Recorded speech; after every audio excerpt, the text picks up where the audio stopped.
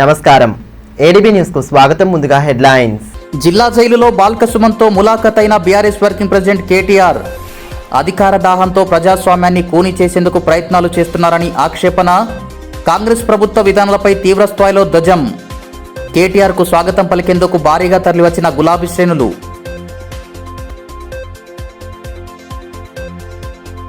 నిరుద్యోగ యువతకు ఉపాధి అవకాశాలను కల్పించేందుకు ఐటీ టవర్ల నిర్మాణం.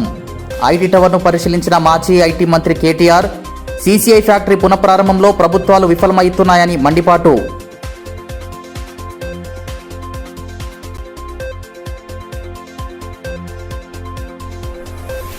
ఇంటర్మీడియట్ పరీక్షలకు ఏర్పాట్లు పూర్తి.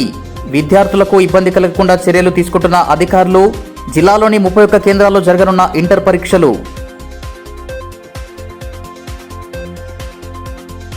అధికారం ఎన్నటికీ శాశ్వతం కాదని, ప్రజాస్వామ్యాన్ని ఖూనీ చేస్తున్న వారికి, ఇందుకు సహకరిస్తున్న వారిని వదిలే ప్రసక్తే లేదని బీఆర్ఎస్ వర్కింగ్ ప్రెసిడెంట్ కేటీఆర్ స్పష్టం చేశారు. క్యాతన్పల్లి ఘటన నేపథ్యంలో జిల్లా జైలులో ఉన్న మాజీ ఎమ్మెల్యే బాల్క సుమన్తో పాటు బీఆర్ఎస్ నేతలతో మంగళవారం ఆయన ములాఖత్ అయ్యారు. జిల్లా కేంద్రానికి వచ్చిన కేటీఆర్ కు గులాబీ శ్రేణులు ఘనంగా స్వాగతం పలికాయి. అనంతరం నేతలతో కలిసి జైలుకు వెళ్లిన ఆయన బాల్క సుమన్ను పరామర్శించి పలు విషయాలపై చర్చించారు. ఆయన వెంట మాజీ మంత్రి జోగురామన్న, ఎమ్మెల్యేలు అనిల్ జాదవ్, ప్రశాంత్ రెడ్డి, పల్లా రాజేశ్వర్ రెడ్డి, గంగుల కమలాకర్, సంజయ్ కల్వకుంట్ల, కేపీ వివేకానంద గౌడ్, మాజీ ఎమ్మెల్యేలు గ్యాదరి కిషోర్, గోగిడి సునీత, జీవన్ రెడ్డి, నేతలు జాన్సన్ నాయక్, గెల్లు శ్రీనివాస్, తుంగ బలు సతీష్, పల్ల ప్రవీణ్ తదితరులున్నారు. జైలు ఆవరణలో మీడియాతో కేటీఆర్ మాట్లాడుతూ, రాష్ట్ర వ్యాప్తంగా మున్సిపల్ ఎన్నికల్లో ఎన్ని అరాచకాలు చేసినా కాంగ్రెస్ పార్టీకి, భారతీయ జనతా పార్టీకి ప్రజలు తగిన బుద్ధి చెప్పారని, ప్రజలిచ్చిన తీర్పును అపహాస్యం చేసే విధంగా అనేక మున్సిపాలిటీల్లో కాంగ్రెస్ పార్టీ చేసిన అరాచకాలను, దుర్మార్గాలను రాష్ట్రం మొత్తం గమనించిందని అన్నారు. క్యాతనపల్లి మున్సిపాలిటీలో బీఆర్ఎస్కు స్పష్టమైన మెజార్టీ వచ్చినా అధికార దాహంతో ముఖ్యమంత్రి రేవంత్ రెడ్డి, మంత్రి వివేక్ సూచనల మేరకు ప్రజాస్వామ్యాన్ని అపహాస్యం చేసే విధంగా వివరించారని మండిపడ్డారు. రంగారెడ్డిలోని ఇబ్రహీంపట్నం వంటి చోట్ల సైతం ఇదే రకమైన అరాచకం జరిగిందన్నారు. ఇవేవి సరిపోవన్నట్టు ప్రజలిచ్చిన తీర్పును కూడా అపహాస్యం చేసే విధంగా కొన్ని మున్సిపాలిటీల్లో ఈరోజు కాంగ్రెస్ ప్రభుత్వం చేస్తున్న దురాగతాల్ని రాష్ట్రము, దేశం మొత్తం కూడా గమనిస్తూ ఉన్నది. ఇవాళ మంచిర్యాల జిల్లా క్యాతనపల్లి మున్సిపాలిటీలో నిజానికి మరి మా పార్టీ బీఆర్ఎస్ పార్టీ 10 స్థానాలు గెలుచుకుంది. మాతో పొత్తులో ఉన్న కమ్యూనిస్ట్ పార్టీ ఆఫ్ ఇండియా 4 స్థానాలు గెలుచుకుంది. మొత్తం 14 స్థానాలతో 22 స్థానాలుండే మున్సిపాలిటీలో 14 స్థానాలు డైరెక్ట్గా మరి ప్రీపోల్ అలయన్స్ ఎన్నికలకు ముందే పెట్టుకున్న కూటమి ఏదైతే ఉందో స్పష్టమైన మెజారిటీతో 3/2 మెజారిటీతో గెలుచుకున్నాం. ఈజీగా మరి కౌన్సిల్ని ఏర్పాటు చేసుకునే అవకాశం ఉంది. అక్కడ కాంగ్రెస్ పార్టీ గెలిచింది కేవలం 7 స్థానాలు, 22లో 7 మాత్రమే. కానీ వాళ్ళ అధికార దాహం, వాళ్ళ కక్కుర్తి ఏ స్థాయిలో ఉంది అంటే ఇవాళ ముఖ్యమంత్రి గారి సూచనలు, స్థానిక మంత్రి గారి దురాగతాలు, దానికి అధికార యంత్రాంగం ఇవాళ తొత్తుల మాదిరిగా అరాచకంగా ప్రవర్తించి ఎన్నికల్లో ప్రజలిచ్చిన తీర్పును అపహాస్యం చేసే ప్రయత్నం చేసినారు. ఒక క్యాతనపల్లిలోనే కాదు, ఇవాళ రంగారెడ్డి జిల్లా ఇబ్రహీంపట్నం మున్సిపాలిటీలో ఇదే పరిస్థితి. స్పష్టమైన మెజారిటీ బీఆర్ఎస్కు ఉంటే ఆ మెజారిటీని తుంగలో దొక్కే ప్రయత్నం. ఈ రకంగా ఇన్ని దురాగతాలు, దుర్మార్గాలు, కిడ్నాప్లు, ఎన్నో రకాల బెదిరింపులు, ప్రలోభాలు ఇవన్నిటికీ గురి చేసిన వెరవసనానికి పోతే అక్కడ కాంగ్రెస్ వాళ్ళు వచ్చి దాడి చేస్తారు. చివరికి ఆ కౌన్సిల్ హాల్లోకి పోయిన తర్వాత మా మహిళా కౌన్సిలర్ల మీద సిపిఐ, బీఆర్ఎస్ మహిళా కౌన్సిలర్ల మీద తాగి వచ్చిన కాంగ్రెస్ కౌన్సిలర్లు అసభ్యంగా ప్రవర్తించి వారిని తాకరాని చోట తాకి అసభ్యంగా ప్రవర్తిస్తే అక్కడ ఉన్న మంత్రి గారు, అక్కడ ఉన్న ఎంపీ గారు చిద్విలాసంగా నవ్వుకుంటూ చూసినారు తప్ప కనీసం వారించే ప్రయత్నం చేయలేదు. అంటే ఇంత చిల్లర, ఇంత దిగజారుడు రాజకీయం బహుశా భారతదేశ చరిత్రలో ఎక్కడా కూడా ఎన్నడూ కూడా చూసిండం. జనగామలో మా పల్లా రాజేశ్వర రెడ్డి గారు ఇక్కడే ఉన్నారు. జనగామలో ఎన్నిక జరిగితే మా మహిళా కౌన్సిలర్ చేయిని వెనకాల కూర్చున్న కాంగ్రెస్ కౌన్సిలర్ చేయబట్టి బలవంతంగా లేపే ప్రయత్నం. అంటే ఇట్లా ఇంత చిల్లర, ఇంత చండాలపు రాజకీయం బహుశా దేశంలో ఎక్కడా లేదు. క్యాతనపల్లిలో ఎన్ని ప్రలోభాలకు గురిచేసినా బీఆర్ఎస్కు చెందిన 14 మంది కౌన్సిలర్లు కాంగ్రెస్ పార్టీకి లొంగకుండా నిలబడితే మహిళా కౌన్సిలర్ల మీద అసభ్యంగా ప్రవర్తించి దాడికి దిగారన్నారు. మంత్రి సమక్షంలోనే ఇదంతా జరిగినా కనీసం నిలువరించే ప్రయత్నం చేయలేదని, దేశ చరిత్రలోనే ఇంతటి దిగజారుడు రాజకీయం ఎక్కడ జరగలేదన్నారు. కాంగ్రెస్ అరాచకాలను, అధికారుల అక్రమాలను ప్రశ్నిస్తే బాల్కసుమన్తో పాటు పలువురు నేతలను అరెస్టు చేసి జైలుకు పంపారన్నారు. పోలీసులను బూతులతో తిట్టిన కాంగ్రెస్ నేత జగ్గారెడ్డి, బీజేపీ ఎంపీ అరవింద్పై మాత్రం కేసులు పెట్టకపోవడం లేదని, ఇది దేనికి నిదర్శనమని ప్రశ్నించారు. కాంగ్రెస్, బీజేపీ పార్టీ నాయకుల అరాచకాలు డీజీపీకి కనిపించడం లేదా అని ప్రశ్నించారు. బాల్కసుమన్కు జైలు కొత్త కాదన్న ఆయన ఉద్యమకాలంలో లెక్కలేనన్ని పోరాటాలు చేశారని గుర్తు చేశారు. అక్రమ కేసులతో నేతలను భయపెట్టాలని చూస్తే భయపడేందుకు సిద్ధంగా లేమని, ముఖ్యమంత్రి రేవంత్ రెడ్డి మరోసారి శిక్ష అనుభవించేందుకు సిద్ధంగా ఉండాలని హెచ్చరించారు. రాష్ట్రంలో 2 ఏళ్ల తర్వాత ఖచ్చితంగా గులాబీ జెండా ఎగురుతుందన్న ధీమా వ్యక్తం చేసిన కేటీఆర్, చట్టాలను, ప్రజాస్వామ్యాన్ని, న్యాయాన్ని, రాజ్యాంగాన్ని తుంగలు తొక్కే ప్రతి ఒక్కరిని వదిలిపెట్టకుండా ఎక్కడున్నా పట్టుకుని ఖచ్చితంగా శిక్షిస్తామని స్పష్టం చేశారు. మున్సిపల్ చైర్మన్ ఎన్నికలు వాయిదా పడ్డ ప్రాంతాల్లో తిరిగి పారదర్శకంగా ఎన్నిక జరిగేలా ఎలక్షన్ కమిషన్ చర్యలు తీసుకోవాలని డిమాండ్ చేశారు. ఆదివాసీ బిడ్డ ఎమ్మెల్యే కోవలక్ష్మిపై సైతం అక్రమంగా కేసు పెట్టారని, ప్రజాస్వామికంగా ప్రజల తీర్పును గౌరవించేలా కాపాడుకోవడమే ఆమె చేసిన తప్ప అని ప్రశ్నించారు. తమకు న్యాయస్థానాల మీద పూర్తి నమ్మకముందని, కోర్టు తప్పకుండా ప్రజాస్వామ్యాన్ని కాపాడుతుందని నమ్ముతున్నామని తెలిపారు.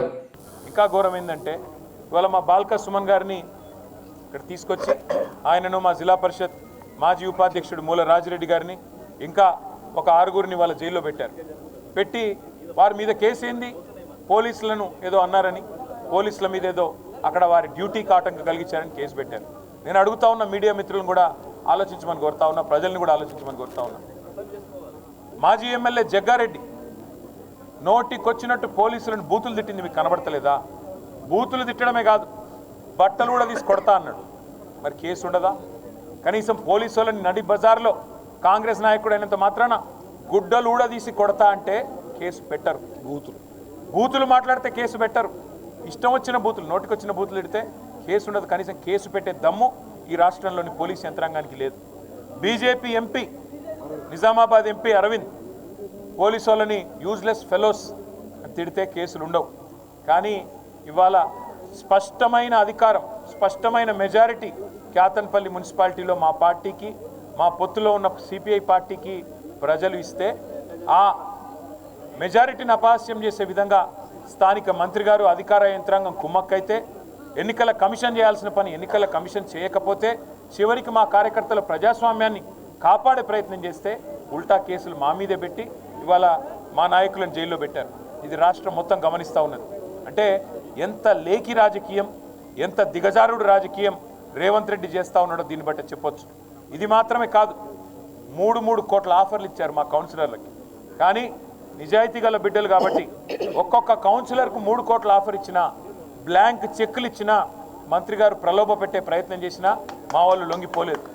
చల్ నీ పైసలు వద్దు, మేము ఖచ్చితంగా మా నాయకుడు కేసీఆర్ గారి నాయకత్వంలో, మా సోదరుడు సుమన్ గారి నాయకత్వంలోనే ఈ మున్సిపాలిటీ మీద గులాబీ జెండా ఎగరేస్తాం మరి అని స్పష్టంగా ముందుకొచ్చినారు. నేను సిపిఐ నాయకత్వానికి కూడా ధన్యవాదాలు చెప్తా ఉన్నా. కమ్యూనిస్ట్ పార్టీ ఆఫ్ ఇండియా కూడా పొత్తు ధర్మాన్ని అనుసరించి మరి వారు కూడా నిబద్ధతతో ఉన్నందుకు ఎన్ని ఒత్తిళ్లు, ఎన్ని రకాల ఇబ్బందులు పెట్టే ప్రయత్నం చేసినా వారు కూడా తగ్గకుండా, వెనక్కి తగ్గకుండా ఉన్నందుకు వారికి కూడా పొత్తు ధర్మాన్ని పాటిస్తున్నందుకు వారికి నా ధన్యవాదాలు తెలియజేస్తా ఉన్నాను. 6 నెలలు జైల్లో ఉన్నాడు వివిధ సందర్భాల్లో. ఇక టాస్క్ ఫోర్స్ ఆఫీసులు, పోలీస్ స్టేషన్లలోనైతే లెక్క కూడా లేదు. గని గంటలు, గని రోజులు ఉన్నాడు. సుమను ఇవాళ మీరు జైల్లో పెడితే భయపడతాడనో, లేదా మా నాయకులు భయపడతారనో, మా చెన్నూరులో ఉండే నాయకులు భయపడతారనో, మా మంచిర్యాల జిల్లా నాయకులు భయపడతారనో, మా ఆదిలాబాద్ జిల్లా నాయకులు భయపడతారనో రేవంత్ రెడ్డి అనుకుంటుండొచ్చు. కానీ ఆయనకు నేను ఒకటే చెప్తా ఉన్నా, రేవంత్ రెడ్డికి గుర్తుపెట్టుకో, మళ్ళీ నువ్వు చిప్పగూడు తినే టైం వస్తుంది. గుర్తుపెట్టుకో, ఇట్లాంటి అరాచకాలు ప్రజాస్వామ్యంలో మంచిది కాదు. మేము ఆనాడు 2014లో మేము 63 సీట్లతో గెలిచొచ్చినాడు అప్పుడున్న కాంగ్రెస్ పార్టీ నాయకత్వం విఘ్నత ప్రదర్శించి మరి వారు ప్రధాన ప్రతిపక్ష బాధ్యతగా జానారెడ్డి గారు మర్యాదతో మెదిలి వారు ప్రధాన ప్రతిపక్ష నాయకుడిగా బాధ్యత తీసుకున్నారు. అట్లాగే 2023లో కాంగ్రెస్కు 64 సీట్లు మాత్రమే వచ్చినా, మాకు 39 వచ్చిన కేసీఆర్ గారు 10 ఏళ్ళు ముఖ్యమంత్రిగా పనిచేసి కూడా ఒక క్షణం కూడా ప్రగతి భవన్లో ఉండకుండా అక్కడి నుంచి నేరుగా లేచి వెళ్ళిపోయి ప్రజాస్వామ్యాన్ని గౌరవిస్తున్నాం, ప్రజా తీర్పును గౌరవిస్తున్నామని చెప్పి కేసీఆర్ గారు ప్రతిపక్ష నాయకుడిగా బాధ్యత తీసుకున్నారు. అది రాజనీతి అంటే, అది రాజనీతిజ్ఞత అంటే, అది ధర్మాన్ని పాటించడం ప్రజాస్వామ్యంలో ప్రజల తీర్పును గౌరవించడం అంటే. ఇవాళ మేము అవుట్ రైట్గా నిజానికి మాకు 25 పైచీలకు 25 నుంచి 30 మున్సిపాలిటీలు రావాలా, కానీ వీళ్ళు చేసే వెకిలి పనులు నేను ఇవాళ రేవంత్ రెడ్డికి చెప్తా ఉన్నా, డీజీపీ శివధర్ రెడ్డికి కూడా చెప్తా ఉన్నా.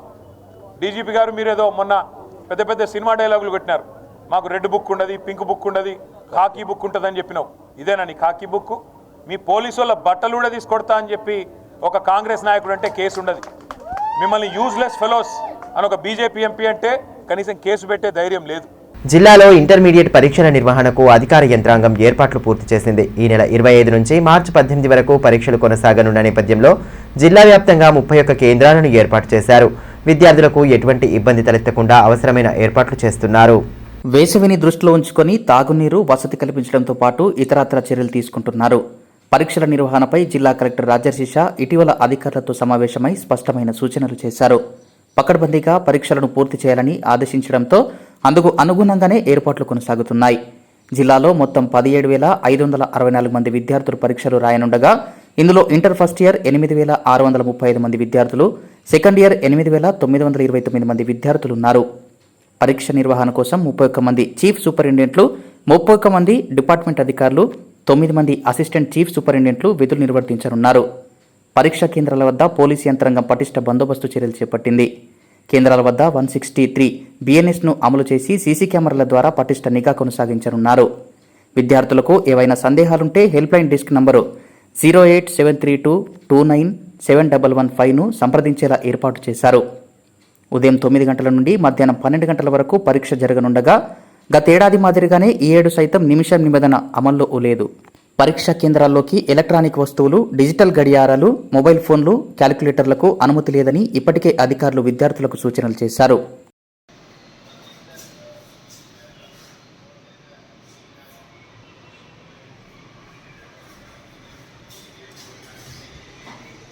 ద్వితీయ శ్రేణి నగరాలకు సైతం ఐటీ సేవలను విస్తరింపచేయాలన్న లక్ష్యంతో గత బీఆర్ఎస్ ప్రభుత్వం ఆదిలాబాద్లో ఐటీ టవర్ నిర్మాణానికి శ్రీకారం చుట్టిందని బీఆర్ఎస్ వర్కింగ్ ప్రెసిడెంట్ కేటీఆర్ అన్నారు. జిల్లా పర్యటనలో భాగంగా మంగళవారం ఆయన తుది దశకు చేరుకున్న ఐటీ టవర్ను సందర్శించారు. మాజీ మంత్రులు జోగురామన్న, వేముల ప్రశాంత్ రెడ్డి, గంగుల కమలాకర్, ఎమ్మెల్యే అనిల్ జాదవ్, మాజీ ఎమ్మెల్యే జీవన్ రెడ్డి, బీఆర్ఎస్ నాయకులు జాన్సన్ నాయకులతో కలిసి ఐటీ టవర్ నిర్మాణాన్ని పరిశీలించారు. మాజీ ముఖ్యమంత్రి కేసీఆర్ దూరదృష్టితో రాష్ట్రంలోని 10 ప్రాంతాల్లో ఐటీ టవర్ను నిర్మించాలన్న ఆలోచన చేశారని కేటీఆర్ తెలిపారు. ఆదిలాబాద్ వంటి వెనుకబడిన జిల్లాల్లోనూ ఐటీ ఫలాలు అందాలన్న ఆలోచనతో మాజీ మంత్రి జోగురామన్న కోరిక మేరకు జిల్లా కేంద్రంలో తమ ప్రభుత్వ హయాంలో ఐటీ టవర్ను మంజూరు చేశామన్నారు. ప్రస్తుతం మొదటి దశ పనులు కొనసాగుతున్నాయన్నారు.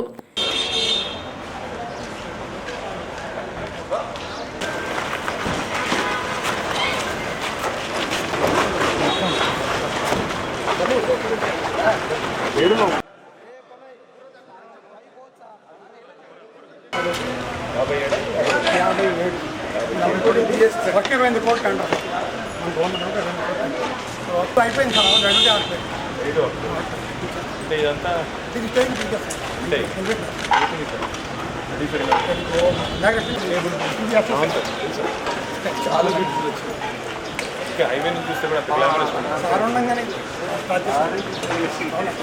700 మంది యువతి యువకులకు ఉపాధి కల్పించే విధంగా ఇక్కడ ఐటీ టవర్ను నిర్మించేందుకు చర్యలు చేపట్టామన్నారు. రెండో దశలోనూ పూర్తి నిర్మాణం జరిగితే 6,000 నుంచి 7,000 మందికి ఉద్యోగాలు లభిస్తాయని వెల్లడించారు. నిజామాబాద్లో నిర్మించిన ఐటీ టవర్లో ఇంకా ఉద్యోగాల భర్తీ జరగలేదని, నిజామాబాద్తో పాటు ఆదిలాబాద్ జిల్లాలో నిర్మించిన ఐటీ టవర్లో ఉద్యోగాల నియామకాన్ని పూర్తి చేయాలన్నారు. సిమెంట్ కార్పొరేషన్ ఆఫ్ ఇండియా ఫ్యాక్టరీని తెప్పించాల్సిన బాధ్యత కేంద్ర రాష్ట్ర ప్రభుత్వాలదేనన్న ఆయన ఫ్యాక్టరీ పునరుద్ధరణలో ప్రభుత్వాలు పూర్తిగా విఫలమయ్యాయని పేర్కొన్నారు. ఆదిలాబాద్ జిల్లాలో పర్యటించిన సమయంలో కేంద్ర హోంశాఖ మంత్రి అమిత్ షా సిమెంట్ ఫ్యాక్టరీని తెరిపిస్తామని హామీ ఇచ్చిన విషయాన్ని గుర్తు చేస్తూ బీజేపీకి చెందిన ఎంపీ, ఎమ్మెల్యే ఆ బాధ్యత తీసుకోవాలని స్పష్టం చేశారు.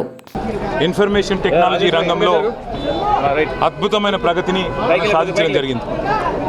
10 ఏళ్లలో ఆ రోజు కేసీఆర్ గారి నాయకత్వంలో హైదరాబాద్కి మాత్రమే పరిమితమైన ఐటీని మరి ద్వితీయ శ్రేణి, తృతీయ శ్రేణి పట్టణాలకు, Tier 1, Tier 2, Tier 3 పట్టణాలకు కూడా విస్తరించాలనే సంకల్పంతో ఆదిలాబాద్ లాంటి పట్టణంలో కూడా ఐటీ రంగానికి తీసుకురావడం జరిగింది. ఇక్కడ ఇవాళ మీరు చూస్తున్న ఈ 5 ఎకరాల సువిశాల ప్రాంగణంలోని ఐటీ హబ్ ఏదైతే ఉందో ఇది ఆనాడు కేసీఆర్ గారి నాయకత్వంలో ఏర్పాటు చేయడం జరిగింది. 40 కోట్ల రూపాయలతో దాదాపు 50,000 స్క్వేర్ ఫీట్లలో 700 మంది యువత, ఆదిలాబాద్ పట్టణానికి సంబంధించిన యువతకి ఇక్కడ అవకాశాలు ఇవ్వాలి, అవకాశాలు ఏర్పాటు చేయాలని చెప్పి ఇక్కడ మొదటి ఫేజ్లో ఇది కట్టడం జరిగింది. తర్వాత ఆ రోజు జోగు రామన్న గారి నాయకత్వంలో వారి ఆలోచన మేరకు, వారి విజ్ఞప్తి మేరకు పెద్దలు కేసీఆర్ గారు మరి ఈ 5 ఎకరాల సువిశాల ప్రాంగణంలో మొదటి ఫేజ్గా ఈ 40 కోట్ల రూపాయలతో ఈ భవనాన్ని ఆ రోజు శంకుస్థాపన చేసి నిర్మించడం జరిగింది. ఇవాళ ఈ రాష్ట్ర ప్రభుత్వానికి మేము చేసే విజ్ఞప్తి కేవలం ఆదిలాబాద్లోనే కాదు, ఆదిలాబాద్, నిజామాబాద్, కరీంనగర్, వరంగల్, నల్లగొండ, మహబూబ్ నగర్, అట్లాగే సిద్దిపేట, ఇట్లా దాదాపు ఖమ్మం 10 పట్టణాల్లో మేము ఆనాడు ఐటీ హబ్లో ఒక్కొక్క చోట 50,000 స్క్వేర్ ఫీట్లకు తగ్గకుండా నిర్మాణం చేయడం జరిగింది. అంటే 10 చోట్ల కలిపితే 5 లక్షల స్క్వేర్ ఫీట్లు ఇవాళ కేవలం మన గ్రామీణ ప్రాంత యువతకి, మన పిల్లలకి అవకాశాలు దక్కాలి, ఎక్కడో హైదరాబాద్ పోయి ఉండాల్సిన అవసరం లేకుండా వారి తల్లిదండ్రులతో ఇక్కడే ఉండే విధంగా వారికి అవకాశాలు కల్పించాలని చెప్పి ఈ అద్భుతమైన నిర్మాణాలని నిర్మించడం జరిగింది. కానీ దురదృష్టం, నేను వింటున్న వార్తలు అయితే నిజామాబాద్లో ఇవాళకి కూడా పూర్తి స్థాయిలో వినియోగంలోకి ఐటీ టవర్ ఈ ప్రభుత్వం తీసుకొని రాలేకపోయింది. మేము ప్రారంభించినాడు 15-20 కంపెనీలతో ఎంఓయూలు చేసుకున్నాం, కానీ వీళ్ళకి ఇష్టం లేకనో లేదా మరి వీళ్ళకు ఏ కారణం చేతో కానీ పట్టించుకోవడం లేదు. నల్లగొండలో కూడా అక్కడ బ్రహ్మాండమైన ఐటీ టవర్ కడితే ఇవాళ అక్కడ కూడా ఐటీ పరిశ్రమలు ఎన్నో మేము ఒప్పందాలు కుదుర్చుకుంటే వాటిని కూడా ఈ ప్రభుత్వం సమర్థవంతంగా వాటిని నిర్వహించట్లేదు. వాటిని కూడా అక్కడ స్థానిక పిల్లలకు ఉపాధి అవకాశాలు కల్పించే దిశగా ఆలోచన చేయట్లేదు. ఆదిలాబాద్లో మరి బిల్డింగ్ పూర్తయింది, నిర్మాణం కూడా పూర్తయి సిద్ధంగా ఉంది ఇనాగరేషన్కి. నేను ప్రభుత్వానికి విజ్ఞప్తి చేస్తూ ఉన్నా, ఈ కేంద్రం దీనిలో పరిశోధనలు జరగాలి, టీ హబ్ లాంటి సంస్థలు కూడా ఇక్కడ పెట్టాలి, టాస్క్ సెంటర్ పెట్టాలి, పిల్లలకు స్కిల్లింగ్ కూడా ఇక్కడ ఇవ్వాలి. దాంతోపాటు ఆదిలాబాద్ యువతకే అవకాశాలు ఇచ్చే విధంగా, ఈ జిల్లా యువతకే అవకాశాలు ఇచ్చే విధంగా, ఈ జిల్లాలో గిరిజన బిడ్డలు ఎక్కువ, వారికి మరి ఇతరులకి అవకాశాలు ఇచ్చే విధంగా మరి పూర్తి స్థాయి బాధ్యత ప్రభుత్వం తీసుకోవాలి. గతంలో నాకు గుర్తుంది, ఇక్కడ ఎన్టీటీ అనే కంపెనీ, బీడీటీ అనే కంపెనీ రెండింటిని కూడా అక్కడికి తీసుకొచ్చాం. వాటితో దాదాపు ఈ రోజు కూడా అక్కడ 500 మంది పిల్లలు పనిచేస్తూ ఉన్నారు. 500 కాదు, మరి ఇక్కడ ఆదిలాబాద్లో 5,000 మందికి ఉద్యోగాలు ఇచ్చే అవకాశం ఉంది ప్రభుత్వం కనుక గట్టిగా అనుకుంటే. ఆ దిశగా ప్రభుత్వం ప్రయత్నం చేయాలని చెప్పి మేము డిమాండ్ చేస్తూ, కానీ చాలా సంతోషంగా ఉంది ఇవాళ ఆనాడు కేసీఆర్ గారి విజన్ ఏదైతే ఉన్నదో దానికి తగ్గ విధంగా 10-12 చోట్ల ద్వితీయ శ్రేణి పట్టణాల్లో హైదరాబాద్కు పరిమితమైన ఐటీని ముందుకు తీసుకొని పోయే దిశగా ఈ ప్రయత్నం మేము చేశాం. అది సఫలమై ఇవాళ ఆదిలాబాద్లో కూడా ఐటీ హబ్ వచ్చినందుకు సంతోషంగా ఉంది. దీన్ని ప్రభుత్వం సీరియస్గా తీసుకెళ్ళి మరి మొదటి దశలో 700 మందికి, తర్వాత విస్తరించే అవసరమైతే ఇందులోనే ఇంకా స్థలం చాలా ఉంది, ఇంకా విస్తరించి 5-6 వేల మందికి ఇక్కడ ఉపాధి అవకాశాలు కల్పించే విధంగా చొరవ తీసుకోవాలని చెప్పి కూడా డిమాండ్ చేస్తూ, ఆనాడు కేసీఆర్ గారి నాయకత్వంలో 57,000 కోట్ల ఐటీ ఎగుమతులు 2014లో ఉంటే మా ప్రభుత్వం దిగిపోయే నాటికి వాటిని 2,80,000 కోట్లకు తీసుకొని పోయాం. అంటే ఎంత అపరిమితంగా ఆ రోజు ఐటీ పెరిగిందో మీరు గమనించవచ్చు. ఈ ప్రభుత్వం కూడా అదే దిశగా ప్రయత్నాలు చేయాలని, ఆదిలాబాద్ యువతకి మేము అనుకున్న స్థాయిలో అవకాశాలు కల్పించాలని చెప్పి మనస్ఫూర్తిగా ఆకాంక్షిస్తూ, నేను జోగు రామన్న గారికి, అనిల్ జాదవ్ గారికి ప్రత్యేకంగా వారికి శుభాకాంక్షలు తెలియజేస్తా ఉన్నా. ఎందుకంటే ఆ రోజు మీరు మీ విజ్ఞప్తి మేరకు కేసీఆర్ గారు మంజూరు చేశారు. ఇవాళ మీ కళ సాకారమైంది. తప్పకుండా ఈ స్థానిక పిల్లల్ని మోటివేట్ చేసి మీరు ఇక్కడ మరింత చొరవ తీసుకోవాలని చెప్పి కూడా వారిని కోరుతా ఉన్నాం. ఆ రోజు అడ్డుకున్నాం, సిమెంట్ కార్పొరేషన్ ఆఫ్ ఇండియాని ప్రైవేట్ పరం చేసే ప్రయత్నం చేస్తే అడ్డుకున్నాం. మా జోగురామన్న గారు అయితే ఇక్కడ కేవలం CCI మాత్రమే కాదు, రేణుకా సిమెంట్స్ అని ఇంకో కంపెనీ ఉండే, దాన్ని కూడా తెరిపించాలి, తద్వారా ఈ జిల్లాలో పిల్లలకు అవకాశాలు రావాలని ప్రయత్నం చేసి తెరిపించే ప్రయత్నం కూడా చేసినాం. వారికి అలాట్మెంట్ కూడా ఇక్కడ చేసి ఉన్నాం, మైనింగ్ లీజులు కానీ ఇంకోటి కానీ చేసి ఉన్నాం. CCI విషయంలో కూడా మా డిమాండ్ ఒకటే, ఎన్నికల సమయంలో కేంద్ర ప్రభుత్వంలోని పెద్దలు అమిత్ షా గారు స్వయంగా వచ్చి ఇక్కడ మాట ఇచ్చారు, CCIని తెరిపిస్తామని. తప్పకుండా CCIని తెరిపించాల్సిందే. బీజేపీ ముఖ్యంగా MP ఉన్నారు, ఎమ్మెల్యే ఇక్కడ ఉన్నారు, వారిద్దరి మీద బాధ్యత ఉంది. పార్లమెంట్లో లేవనెత్తండి, మేము కూడా మా పార్టీకి రాజ్యసభలో సభ్యులు ఉన్నారు, మేము మద్దతు ఇస్తాం. శాసనసభలో మేమే లేవనెత్తుతాం, ప్రధాన ప్రతిపక్షంగా మా బాధ్యత. ఇప్పుడు శాసనసభ సమావేశాలు, బడ్జెట్ సమావేశాలు జరగబోతూ ఉన్నాయి. CCI విషయంలో ఒకవేళ కేంద్ర ప్రభుత్వం ఏమైనా తప్పుడు నిర్ణయం తీసుకున్నా రాష్ట్ర ప్రభుత్వం దాన్ని అడ్డుకోవాలి. గతంలో కేసీఆర్ ప్రభుత్వం ఎట్లా అయితే ఈ ప్రైవేటీకరణను అడ్డుకున్నదో అదే రకంగా ఈ పబ్లిక్ సెక్టర్ అండర్టేకింగ్స్ని కాపాడాల్సిన బాధ్యత మనందరి మీద ఉన్నది. కాబట్టి కాంగ్రెస్ పార్టీ, కాంగ్రెస్ ప్రభుత్వాన్ని కూడా మేము విజ్ఞప్తి చేస్తున్నాం, డిమాండ్ కూడా చేస్తాం శాసనసభ సమావేశాల్లో. సిసిఐ విషయంలో కేంద్ర వైఖరి ఏమైనా తప్పుగా ఉంటే దాన్ని అడ్డుకోవడంలో మేము ముందుంటాం. కాంగ్రెస్ కలిసి రావాలని కూడా కోరుతాం. ఆదిలాబాద్ అభివృద్ధికి ఎయిర్పోర్టు మైలురాయిగా నిలిచిపోతుందని ఎంపీ గోడెం నగేష్ అన్నారు. కలెక్టరేట్ సమావేశ మందిరంలో ప్రతిపాదిత ఆదిలాబాద్ ఎయిర్పోర్టు మాస్టర్ ప్లాన్పై సమీక్షా సమావేశాన్ని నిర్వహించారు. కలెక్టర్ రాజశేష అధ్యక్షతన జరిగిన సమావేశంలో ఎమ్మెల్యే పాయల్ శంకర్తో పాటు సంబంధిత శాఖల అధికారులు పాల్గొన్నారు. సమావేశంలో భాగంగా భూసేకరణకు సంబంధించిన సవాళ్లు, మాస్టర్ ప్లాన్ పరిధిలో వివిధ శాఖలు ప్రతిపాదించిన అభివృద్ధి పనులు, ప్రాజెక్టు కారణంగా ప్రభావితమయ్యే ఆస్తులు, రహదారులు, భవనాలపై విస్తృతంగా చర్చించారు. ఎయిర్పోర్టు ప్రాజెక్టు ఆదిలాబాద్ జిల్లా భవిష్యత్తును పూర్తిగా మార్చే అభివృద్ధి ప్రాజెక్టని ఎమ్మెల్యే, ఎంపీ పేర్కొన్నారు. పరిశ్రమలు, వాణిజ్యం, ఉపాధి అవకాశాలు, పెట్టుబడులు పెరగడానికి ప్రాజెక్టు దోహదపడుతుందన్నారు. అన్ని శాఖలు సమన్వయంతో పనిచేయాల్సిన అవసరం ఉందన్నారు. మున్సిపల్, రెవెన్యూ, విద్యుత్, R&B, మిషన్ భగీరథ తదితర శాఖలు పరస్పర సహకారంతో ముందుకు సాగాలని సూచించారు. ప్రాజెక్టు త్వరితగతిన పూర్తి కావాలంటే అధికారులంతా ఒకే దిశగా కృషి చేయాలని కోరారు. జిల్లా కలెక్టర్ సంబంధిత అధికారులకు మాస్టర్ ప్లాన్ తుది ప్రతిపాదనలు సిద్ధం చేసి సమర్పించాలని ఆదేశించారు. క్యాతన్పల్లి ఘటన నేపథ్యంలో జిల్లా జైలులో ఉన్న చెన్నూరు మాజీ ఎమ్మెల్యే బాల్కసుమన్తో ములాఖాత్ అయ్యేందుకు బీఆర్ఎస్ వర్కింగ్ ప్రెసిడెంట్ కేటీఆర్ మంగళవారం ఆదిలాబాద్ పట్టణానికి వచ్చారు. పార్టీ ముఖ్య నేతలు, పలువురు ఎమ్మెల్యేలతో కలిసి వచ్చిన ఆయనకు గులాబీ శ్రేణులు ఘనంగా స్వాగతం పలికాయి. స్థానిక మావల వద్ద మాజీ మంత్రి జోగురామన్న నేతృత్వంలో బీఆర్ఎస్ నేతలు భారీగా తరలివచ్చి కేటీఆర్కు స్వాగతం పలికారు. అనంతరం భారీ ఎత్తున బైక్ ర్యాలీగా బయలుదేరి జిల్లా జైలు వరకు వచ్చారు. దారి పొడవునా జై కేసీఆర్, జై కేటీఆర్, జై తెలంగాణ నినాదాలు చేస్తూ హోరెత్తించారు.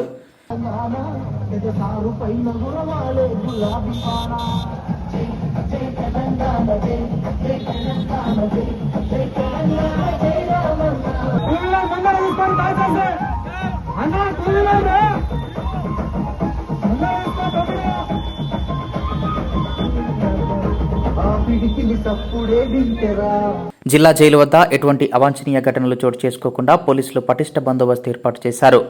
జైలు పరిసరాల్లోకి బీఆర్ఎస్ నేతలు పెద్ద సంఖ్యలో రావడంతో వారిని కట్టడి చేసేందుకు పోలీసులు ప్రయత్నించారు. కేటీఆర్ వెళ్లే సమయంలోనూ నినాదాలతో హోరెత్తించారు. ముఖ్య నేతలు జైలు లోపలి వెళ్లిన సమయంలోనూ ప్రధాన ద్వారం ఎదుట బైఠాయించి ప్రభుత్వానికి వ్యతిరేకంగా నినాదాలు చేశారు.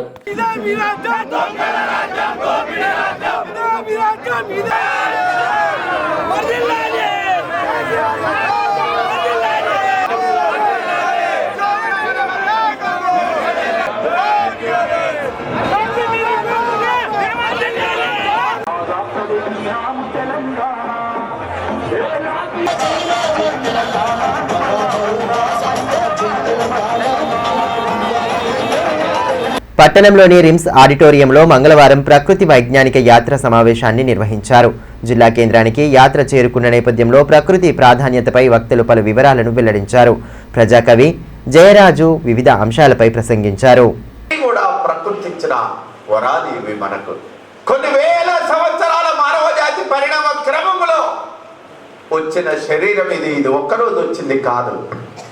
డార్విన్ చెప్తాడే, మీ తాత దగ్గర మీ నాన్నను నిలబెట్టి చూడండి, మీ తాత కంటే మీ నాన్న అందంగా ఉంటాడు. మీ నాన్న దగ్గర మీరు నిలబడి చూడండి, మీ నాన్న కంటే మీరు అందంగా ఉంటాడు. మీ దగ్గర మీ బిడ్డని నిలబెట్టుకొని చూడండి, మీకంటే వాడు అందంగా ఉంటాడు. కొన్ని వేల సంవత్సరాల మానవ జాతి పరిణామ క్రమంలో ఏర్పడిన శరీరం ఇది ఒక్కరోజు వచ్చింది కాదు.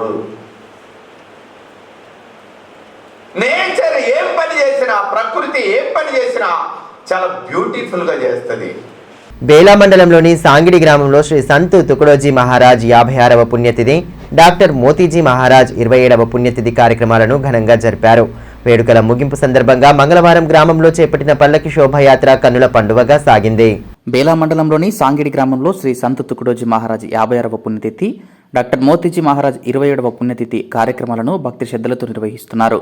గత వారం రోజులుగా భక్తుల నేతృత్వంలో ప్రత్యేక పూజలు చేపట్టడంతో గ్రామంలో ఆధ్యాత్మిక శోభ నెలకొంది. ఇక వేడుకల ముగింపును పురస్కరించుకొని మంగళవారం పల్లకి ఊరేగింపు చేపట్టారు. శ్రీ సంత్ తుకుడోజీ మహారాజ్, మోతీజీ మహారాజ్ల చిత్రపటాలను పల్లకిలో ఉంచి ఊరేగింపు నిర్వహించారు. గ్రామ ప్రధాన వీధుల గుండా డప్పు వాయిద్యాలు, భజన కీర్తనలతో శోభయాత్ర నిర్వహించగా మహిళలు తలపై కలశాలను పెట్టుకుని ఊరేగింపులో పాల్గొన్నారు. వివిధ గ్రామాల నుండి పెద్ద సంఖ్యలో వచ్చిన భక్తులతో గ్రామంలో కోలాహల వాతావరణం నెలకొంది. పల్లకి ఊరేగింపు అనంతరం భక్తులకు మహాన్నదానం ఏర్పాటు చేశారు. ఈ కార్యక్రమంలో అధ్యక్షులు ప్రభాకర్, రవీందర్, శివాజీ, సంజయ్, విలాస్, ఆనందరావు, మహేందర్ రెడ్డి తదితరులు పాల్గొన్నారు. ఈ సందర్భంగా పలువురు మాట్లాడుతూ తమ గ్రామంలో డాక్టర్ మోతీజీ మహారాజ్ చేసిన సేవలు చిరస్థాయిగా నిలిచిపోయాయని, ఆయన చూపిన సన్మార్గంలో ప్రతి ఒక్కరూ నడుస్తున్నట్లు తెలిపారు. అంతర్రాష్ట్ర తుకుడోజీ మహారాజ్ సాహిత్య సమ్మేళనాన్ని సైతం గ్రామంలో రెండవసారి నిర్వహిస్తున్నట్లు పేర్కొన్నారు. ఆ మహనీయులు చూపిన సన్మార్గంలో నడుస్తూ ప్రతి ఒక్కరూ మెరుగైన సమాజ నిర్మాణానికి పాటుపడాలని వెల్లడించారు.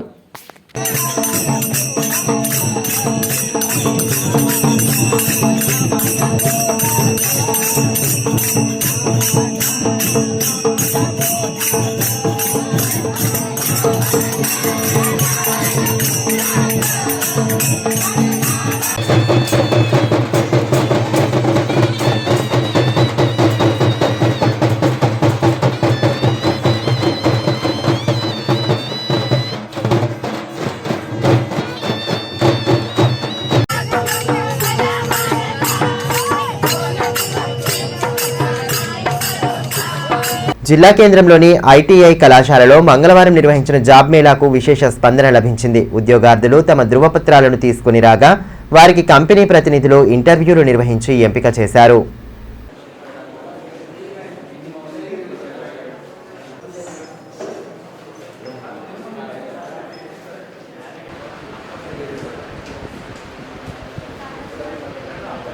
నేను అన్నపూర్ణ ఫైనాన్స్ ప్రైవేట్ లిమిటెడ్లో వర్క్ చేస్తాను.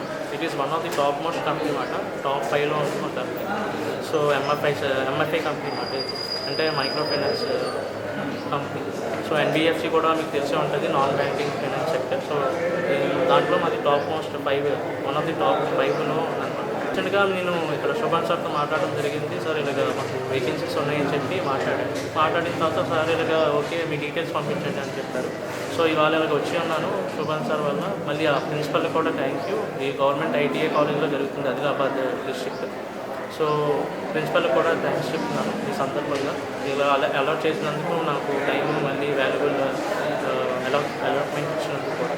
సో మాకు ఇక్కడ వచ్చేసి ప్లేస్మెంట్స్ ఏముంటాయి అంటే ఫీల్డ్ క్రెడిట్ ఆఫీసర్ ఉంటుంది.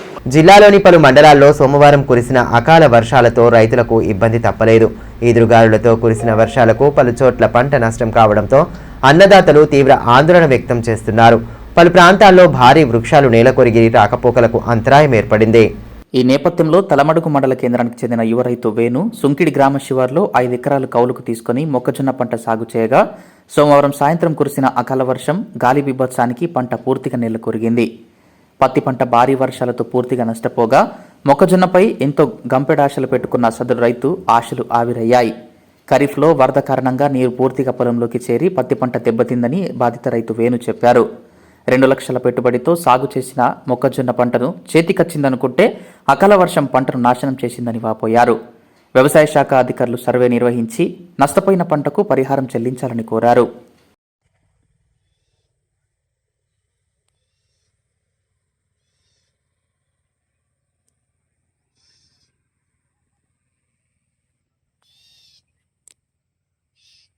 తలమడుగు ఇటు సుంకిడిలో కౌలుకు తీసుకున్న 5 ఎకరాలు, వర్షాకాలం పంట 5 ఎకరాలు పత్తి వేసిన. అప్పుడు పూరా లాస్ అయిపోయింది, ఏమి వెళ్ళే పరిస్థితి లేకుండా.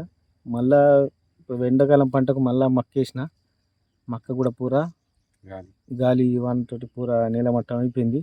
దీంట్లో ఏమి వెళ్ళే పరిస్థితి లేదు. ఇంచుమించు ఇప్పటి వరకు 2 లక్షల రూపాయలు ఖర్చు చేసిన. దీనికి రూపాయలు వెళ్ళే పరిస్థితి లేదు. ఇలా గవర్నమెంట్ ఏదన్నా దీనికి నష్టపరిహారం ఇవ్వాలని కోరుతున్నాను. ఇదిలా ఉంటే తాంసీ మండలంలో సోమవారం మధ్యాహ్నం ఈదురుగాలులు బీభత్సం సృష్టించాయి. బలమైన గాలులకు పొన్నారి సమీపంలోని అంతర్రాష్ట్ర రహదారిపై భారీ వృక్షం నేలకొరిగింది. దీంతో తాంసీ, తలమడుగు మండలాలతో పాటు మహారాష్ట్రకు వెళ్లే వాహనాల రాకపోకలకు గంటపాటు అంతరాయం ఏర్పడింది.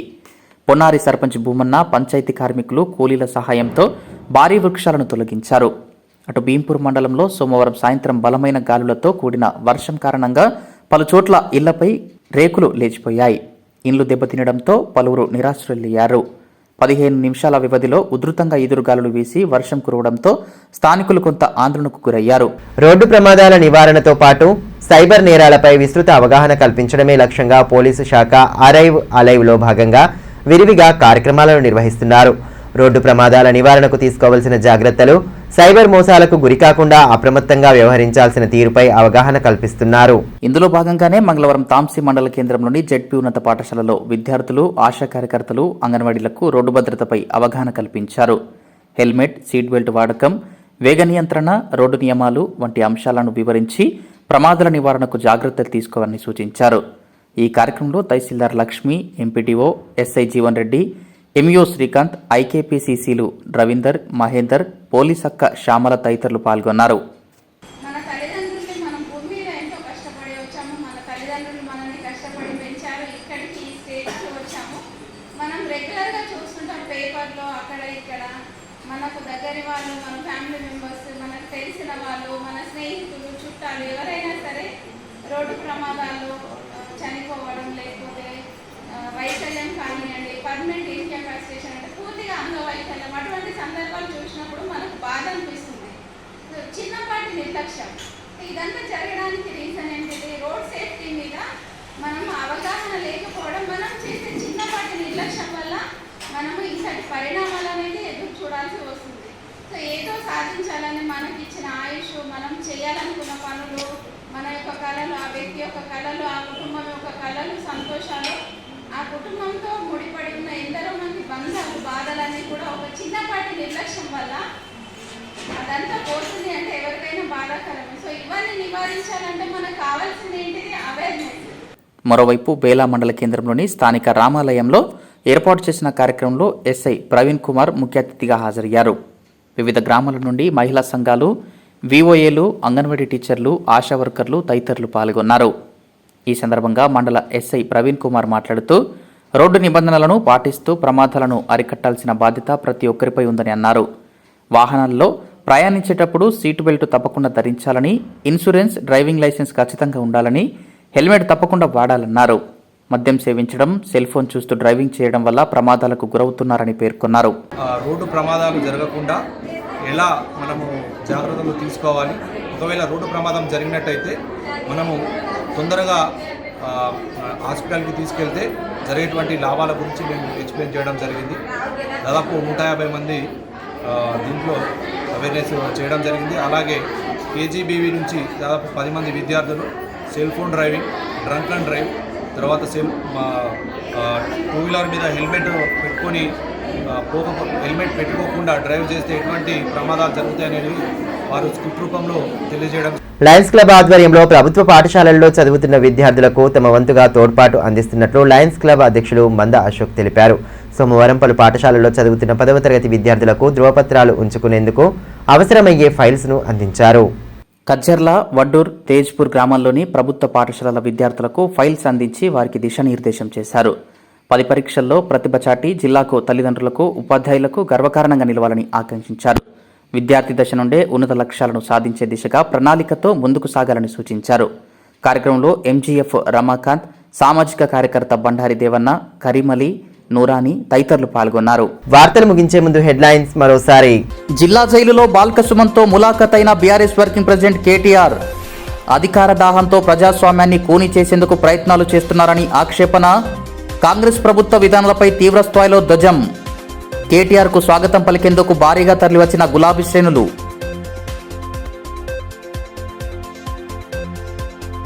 నిరుద్యోగ యువతకు ఉపాధి అవకాశాలను కల్పించేందుకు ఐటీ టవర్ల నిర్మాణం. ఐటీ టవర్ను పరిశీలించిన మాజీ ఐటీ మంత్రి కేటీఆర్. సీసీఐ ఫ్యాక్టరీ పునఃప్రారంభంలో ప్రభుత్వాలు విఫలమవుతున్నాయని మండిపాటు.